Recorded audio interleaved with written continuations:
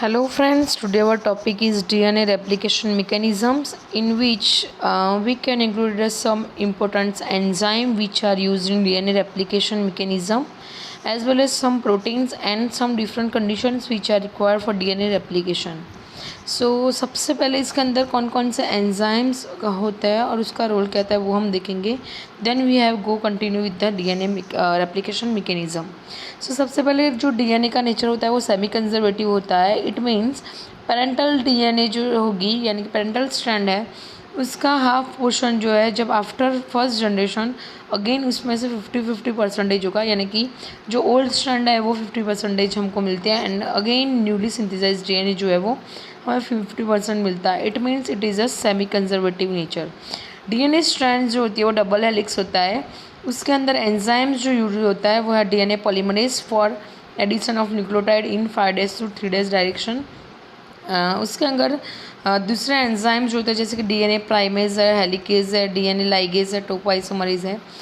तो सबसे बड़े डीएनए रेप्लिकेशंस के अंदर जो डीएनए होता है इसकी मल्टीपल कॉपीज़ बनती है in based on particular mechanisms, जिसके अंदर डिफरेंट ऑर्गेनिजम्स के अंदर वो डिफरेंट रेट होता है उसका. उसके इकोलाई के अंदर 20 मिनट्स के अंदर उसका जो जेनेटिक मेकअप है वो डबल हो जाता है.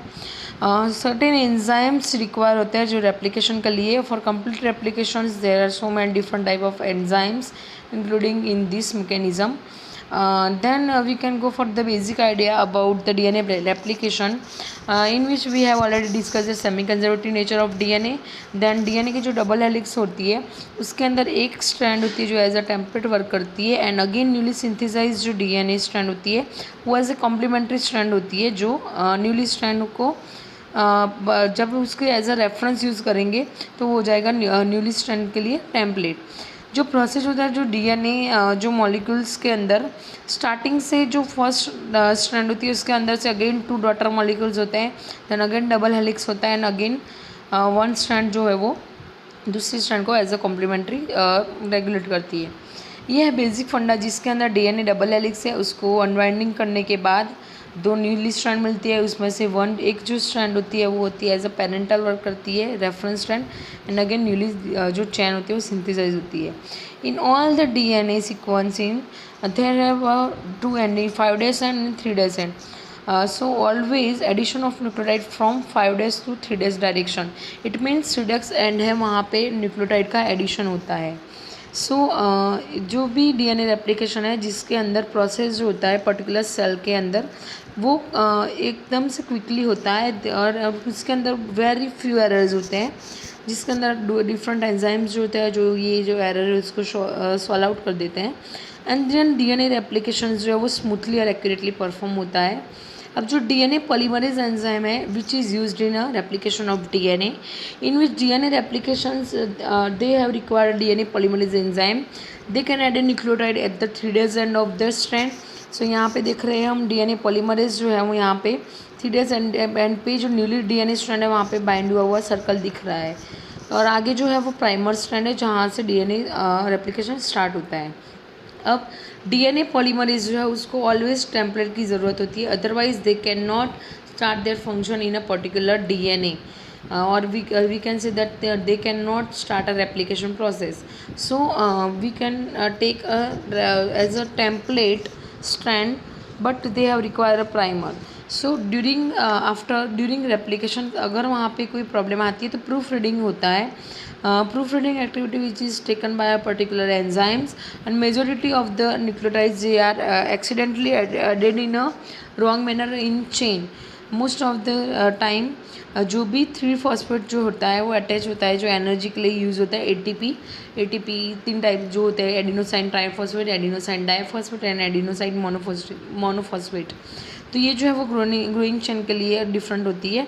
अभी इकोलाई के अंदर जो मेन डीएनए पॉलीमरेज होता है जो डीएनए रेप्लिकेशन के अंदर इन्वॉल्व होता है जिसके अंदर DNA polymerase 3 enzyme and DNA polymerase 1 enzyme जो कि इसके अंदर रोल प्ले करते हैं. अब डीएनए रेप्लिकेशन क्यों इंपॉर्टेंट है, तो ड्यूरिंग सेल डिवीज़न जब होता है तब उसका मल्टीप्लिकेशन एंड डिवीज़न होता है तब उसकी 2 कॉपी ज़रूरत होती है for a single parent genome. इसका जो नेक्स्ट कॉपी बनता है जो डीएनए जो नए 2 सेल्स बनते हैं जिसमें से एक सिंगल पेरेंट सेल होता है तो इसके लिए जो न्यूली सेल है वो अपने उनका खुद का जीनोम होगा, अगेन उसको एनहांस करेगा, फिर हेरिडिटी होगी by reproduction and cell division. So ये जो प्रोसेस सारे, इसके लिए हमको डीएनए रेप्लिकेशन रिक्वायर्ड है। ये है ये जो फिगर आपको दिख रही है वो है ओरिसी, यानी कि origin of replication in DNA, double standard DNA. We can observe that double standard DNA observe हो रहा है यहाँ पे, जिसमें सेंटर में से ओरिसी साइड से रेप्लिकेशन स्टार्ट हो रहा है in both direction, in left hand side and right hand side. और जो यहाँ पे ब्लैक कलर का जो डीएनए है वो ओल्ड डीएनए यानी कि पेरेंटल डीएनए, उसके अंदर से जो ब्लू कलर का दिख रहा है वो है न्यूली डीएनए, यानी कि जो न्यूली सिंथेसाइज हुआ है वो डॉटर डीएनए है। देन अगेन रेप्लिकेशन के अंदर हेलिकेज होंगे, एसएसबी होंगे, सिंगल स्ट्रैंडेड बाइंडिंग प्रोटीन्स होंगे, जिसका अलग अलग रोल होगा। देन जो प्राइमर्स जो है यहाँ पे, प्राइमर्स जो होता है वो 5 to 10 न्यूक्लियोटाइड बेस पर लॉन्ग होता है, जो पर्टिकुलरली कॉम्प्लीमेंट्री होता है। जो टेम्पलेट के अंदर उसका 3 एंड पे वहाँ पे बाइंडिंग होने के बाद वहाँ पे डीएनए पॉलीमरेज होता है, तो जहाँ पे प्राइमर बाइंड होगा वहाँ से ओरिसी साइड स्टार्ट होगी। अब जो डीएनए रेप्लिकेशन की जो मैकेनिज्म है, इसके अंदर डीएनए रेप्लिकेशन कैसे होती है, जिसके सबसे पहले ओरिसी साइट होगी जहाँ पे प्राइमर बाइंड होगा, उसके बाद में पर्टिकुलरली जो डीएनए स्ट्रैंड है जिसको बोलते हैं ओरिजिन ऑफ रेप्लिकेशन, वहाँ पे डीएनए पॉलीमरेज आएगा जो असेंबली करेगा डीएनए स्ट्रैंड की। वहाँ पे कई रेप्लिकेशंस होंगे जहाँ पे स्पेसिफिकली डिपेंड होगा ऑर्गेनिज्म का कौन सा है और उसका टाइप कौन सा है सेल का। एंजाइम्स कहे होंगे डीएनए रेप्लिकेशंस के अंदर, जो कैटालाइजिक सर्विस इंपॉर्टेंट स्टेजेस के अंदर बताएंगे। एंड हमने आगे देखा था कि जो सेल का फंक्शन होता है वो पर्टिकुलरली प्रोसेस में जाता है, पर्टिकुलर वे में जाता है। Same way in different eukaryotic cells and prokaryotic cells DNA replications are minor bit changes. So DNA replication के अंदर इनिशिएशन जो होता है जहाँ पे ओरिसी साइट होती है, जिसके अंदर डीएनए ए प्रोटीन बाइंड होता है, और जहाँ पे एटीपी से हाइड्रोलाइसिस होता है, यानी कि वहाँ पे से उसको एनर्जी गेन होती है। अब डीएनए लाइगेज एंजाइम है जो डीएनए के फ्रेगमेंट्स जो होंगे उसको ज्वाइनिंग करने के लिए यूज़ होता है। एक्सोन्यूक्लियस एंजाइम है जो बाहर की तरफ से डीएनए के अंदर न्यूक्लियोटाइड एडिशन करेगा। टोपोआइसोमरेज एंजाइम है जो टोपोलॉजिकल स्ट्रेस जो होगा डीएनए के अंदर जब बाइंडिंग होता है तो वो जो स्ट्रेस वो रिलीज़ करने का काम होगा टोपोआइसोमरेज का। इसके अंदर फिर दूसरे एंजाइम्स होंगे जो रिवर्सिबल ब्रेकेज करेंगे और ब्रोकन द स्ट्रैंड ऑफ जो भी वहाँ पे बीच में बॉन्डिंग होगी वो ब्रेक करेंगे। तो टोपोआइसोमरेज है उसको बोलते हैं डीएनए गायरेज इकोलाई के अंदर। और टीलोमरेज एंजाइम्स है जो यूकैरियोटिक सेल्स के अंदर फाइंड होते हैं इन पर्टिकुलर सीक्वेंस के अंदर। जो टीलोमर्स जो यानी कि टीलोमर्स रीजन होता है क्रोमोसोम्स के अंदर, वहाँ पे वो मोस्टली देखने को मिलते हैं। अब ये है डीएनए रेप्लिकेशन की स्टेजेस कैसे, यानी कि इसके स्टेप्स कौन से। तो डीएनए रेप्लिकेशन तीन फेजेस के अंदर डिवाइडेड है: initiation, elongation and termination. So in initiations they have start the synthesis of DNA with a template strand. वहाँ पे पर्टिकुलरली कोडन रीजन होगा जिसको बोलेंगे ओरिजिन, यानी कि ओरिसी साइड, जहाँ पे सेवरल डीएनए रेप्लिकेशन इनिशिएशन होते हैं जिसको बोलते हैं, और जहाँ से ओरिजिन साइट स्टार्ट होगी वहाँ पे एक फॉल्क बनेगा जिसको बोलते हैं रेप्लिकेशन फॉल्क, जहाँ पे complex contain DNA helicase enzyme आएगा जो सबसे पहले अनवाइंडिंग करेगा डबल स्टैंडर्ड डीएनए को। और आफ्टर अनवाइंडिंग वहाँ पे एक स्टैंडर्डाइजर टेम्पलेट रहेगी, एक होगी वो न्यूली सिंथेसाइज होगी, जिसके अंदर सबसे पहले डीएनए हेलिकेज एंजाइम्स जो है वो हाइड्रोलाइज करेगा एटीपी का, वहाँ से बॉन्डिंग ब्रेक करेंगे। Then after bonding between nucleobases ATG से जो बॉन्डिंग है वहाँ पे ब्रेकेज होगा, तो वहाँ पर डीएनए प्राइमेज एंजाइम्स होगा, जहाँ से ओरिसी साइड के अंदर वहाँ से डीएनए न्यूक्लियोटाइड वहाँ पे एडिशन होंगे आफ्टर प्राइमेज। सो वहाँ पर डीएनए पॉलीमरेज एंजाइम आएगा जो एडिशन करेगा एंड न्यूली सिंथेसाइज स्ट्रैंड को आगे बढ़ाएगा। देन इन इलॉन्गेशन के अंदर होगा जो पॉलीमरेज एंजाइम है वो अलग अलग टाइप के न्यूक्लियोटाइड्स उसके अंदर एडिशन करता जाएगा, और जो टेम्पलेट है वो अनजिप होता जाएगा और अगेन पॉलीमरेज एंजाइम्स एडिशन करता रहेगा। अब ये जो डायरेक्शन है वो 5 days to 3 days डायरेक्शन जाएगी, addition of nucleotide on 3 days end of the DNA chain on template. So template और जो न्यूली सिंथेसाइज हो रहा है उसके 3 days एंड पे एडिशन होगा न्यूक्लियोटाइड का। अब वहाँ पे दो अलग अलग चेन बनेगी, एक है leading strand and lagging strand. तो ये लीडिंग स्ट्रैंड के अंदर जो भी न्यूक्लियोटाइड का एडिशन होगा वहाँ से जो न्यूली सिंथेसाइज होगी वो कंटिन्यूस होगी, सो उसको बोलते हैं लीडिंग स्ट्रैंड। और दूसरी होगी जो वहाँ पे लूप फॉर्मेशन बनेगा जिसकी वजह से वहाँ पे डीएनए के फ्रेगमेंट्स मिलेंगे। जो डीएनए फ्रेगमेंट्स मिलते हैं उसको बोलते हैं ओकाजाकी फ्रेगमेंट्स। और ये जो फ्रेगमेंटेड सेगमेंट है उससे जो स्ट्रैंड बनेगी वो बनेगी लेगिंग स्ट्रैंड। और लेगिंग स्ट्रैंड के अंदर ये जो ओकाजाकी फ्रेगमेंट्स है जिसको ज्वाइनिंग करके एक डीएनए की अगेन पूरी चेन बनाएंगे। तो ये जो डीएनए के फ्रेगमेंट्स है उसको ज्वाइनिंग करने का काम करेगा DNA ligase. So after DNA ligation वहाँ पे आएगा टर्मिनेशन पोर्शन। सो जब डीएनए का सिंथेसाइज एक्सटेंशन हो जाएगा वहाँ पे पर्टिकुलर कोई सीक्वेंस मिलेगी जो आरएनए प्राइमेज और ओरिजिन स्ट्रैंड से वहाँ पे स्टॉप होगी। तो after that right hand side nucleotide जो बेसिस होंगे वहाँ पे रिप्लेस होंगे प्राइमर के साथ, और वहाँ पे एक्सोन्यूक्लियस प्रूफ रीडिंग होगा। तो वहाँ पे जो रिप्लेस होगा एरर होंगे, वहाँ से कई न्यूक्लियोटाइड का रिमूविंग होगा। डीएनए लाइगेज होगा ओकाजाकी फ्रेगमेंट्स को वहाँ पे गैप फिल कर देगा। अगेन डीएनए सीक्वेंस जो है टेलोमरेज एंजाइम है जो कि प्रोटेक्टिव कैप्स जो है क्रोमोसोम्स के अंदर वो उसको क्रोमोसोम्स के अंदर फिशन करवा के कंप्लीट करेगा। देन टेलोमरेज जो सिंथेसाइज है पर्टिकुलर डीएनए पॉलीमरेज एंजाइम है जो टेलोमरेज वहाँ पे इसका कंप्लीशन होगा। देन कैटालाइजिक टेलोमरेज सीक्वेंस जो होगी वो डीएनए के अंदर उसको ख़त्म करने के बाद जो कॉम्प्लीमेंट्री डीएनए है उसके जैसे अगेन दूसरे हेलिकल शेप के अंदर दूसरे डीएनए स्ट्रैंड्स वहाँ पे हमको मिलेंगे। अब ओकाजाकी फ्रेगमेंट्स जो है वो स्मॉल सेगमेंट के डीएनए है जिसके अंदर इन बिटवीन गैप रहती है डीएनए फ्रेगमेंट्स के अंदर due to the loop formation in the particular DNA synthesis mechanism. So वहाँ पे RNA primers and DNA polymerase जो एंजाइम है वहाँ पे इसका रोल प्ले होगा। एंड देन अगेन डीएनटीपीज जो है वो 3 days 5 days to 3 days direction के अंदर एडिशन करते जाएंगे और फ्रेगमेंट्स वहाँ पे होगा। अब देखो ये फिगर में आपको दिखाया कि 5 days to 3 days direction and 3 days to 5 days direction leading strand and lagging strand कैसे ज्वाइन हो रही है।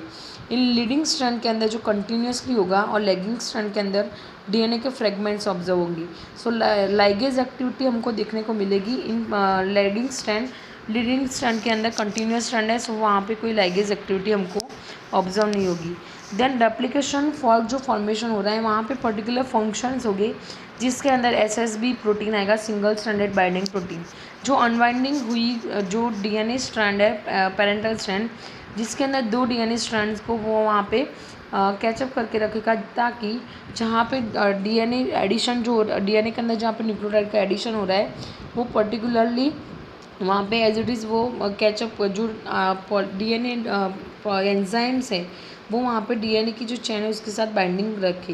Then again 3 days to 5 days direction उसके अंदर प्रूफ रीडिंग होते हैं। देन डीएनए स्ट्रैंड्स होती है उसके अंदर लीडिंग एंड लेगिंग स्ट्रैंड उसके बेस पर जो एक दूसरे के ऑपोजिट डायरेक्शन में होती है एंड रेप्लिकेशन फॉर्क बनाते हैं। अब जो ये रेप्लिकेशन पूरा था वो पूरा बाई डायरेक्शनल होता है।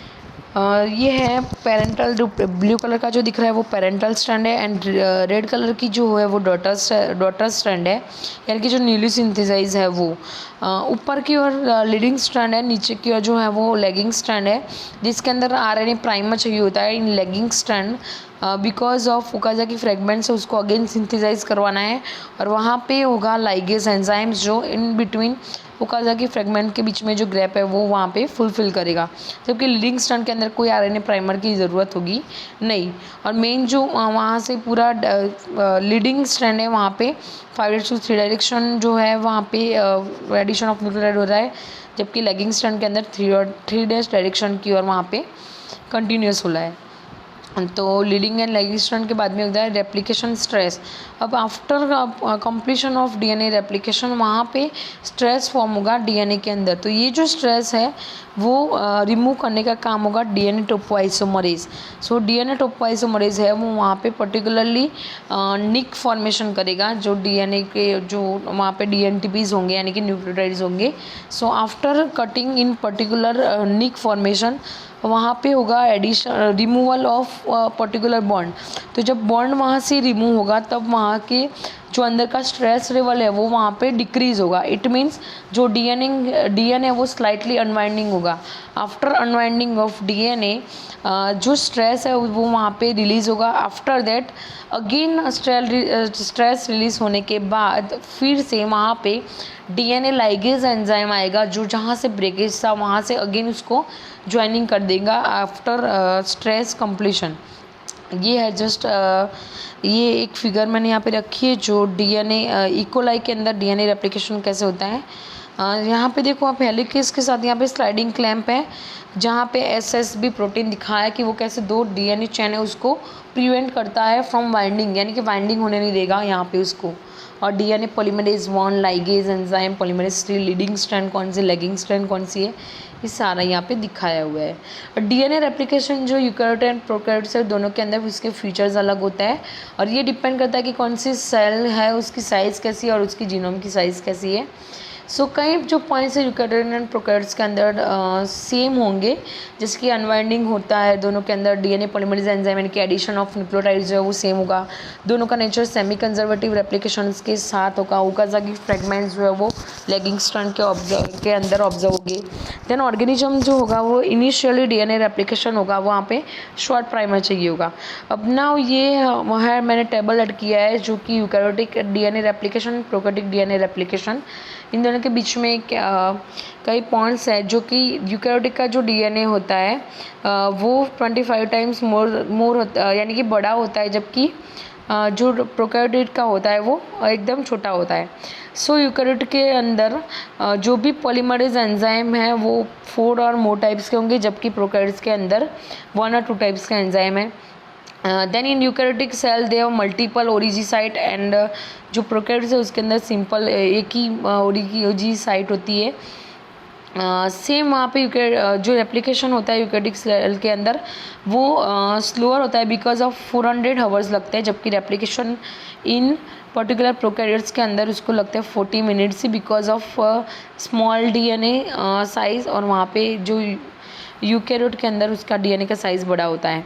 यूकैरियोटिक के अंदर एप्लीकेशन जो है वहाँ पर telomerase enzyme at the end आते हैं, यहाँ पे प्रोकैरियोटिक के अंदर कोई एंजाइम वहाँ पे नहीं होता because it is a circular chromosomal DNA। सो वहाँ पे कोई भी एंड के अंदर सिंथेसाइज नहीं होगा। यूकैरियोटिक सेल के अंदर एप्लीकेशन जो होगा वो S फेज के अंदर होगा, it means S means in synthesis phase, while in prokaryote के अंदर रेप्लिकेशन जो होगा वो ऑलमोस्टली कंटिन्यूस होगा, उसके अंदर कोई फेजेस होंगे नहीं। Then these are the references which are used for to make these PPTs.